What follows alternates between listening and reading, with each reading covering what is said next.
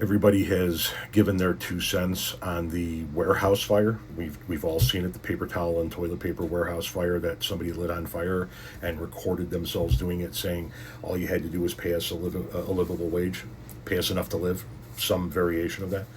And I've seen damn near all of my mutuals and people who I'm not mutuals with, obviously, talk about this damn fire. So here's my 2 cents. That's not the way to get shit done.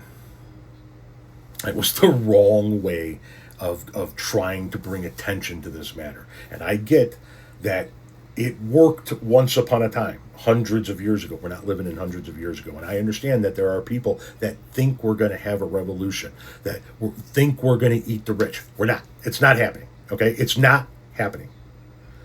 We need to look at these situations through a logical lens. What did that fire result in? Well, it resulted in, 20 some of his fellow employees having their lives put in danger. I don't know how many employees actually at the warehouse now don't have a job. Supply of those products shrank, so the rest of us are going to pay more as a result of it. For at least a short period of time, until they can build back a supply that was lost, because that's how that works, supply and demand. And the change that he wanted, now he's going to go to prison. He's going to owe God knows how much money. The change that he wanted didn't get enacted, and the company gets to make a fat ass insurance claim. So what is the actual end result of what he did? Is anybody going to get a higher wage because of it? No.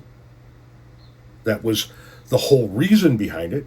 And listen, I'm not saying that he doesn't have a legitimate beef, a legitimate gripe.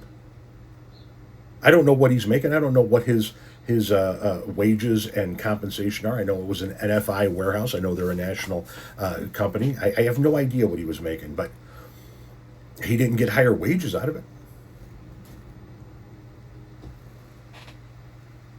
He's not going to get better benefits out of it. He doesn't have a job. He's going to go to prison. He's financially ruined for life. None of the rest of the world is going to get higher wages out of it.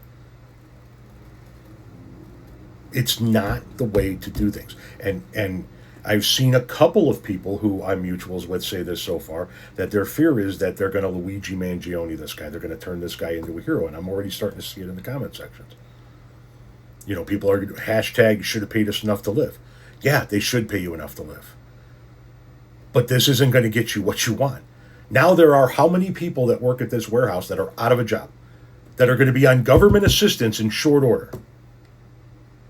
Because that warehouse isn't just coming back.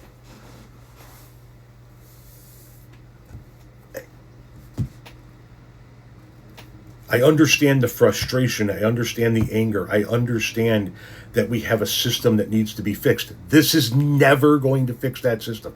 Unless you're telling me that in mass, people are getting ready to revolt and try to overthrow the oligarchy around the world. This is only going to result in this guy going to prison, us paying more for those products, and nobody getting a higher wage.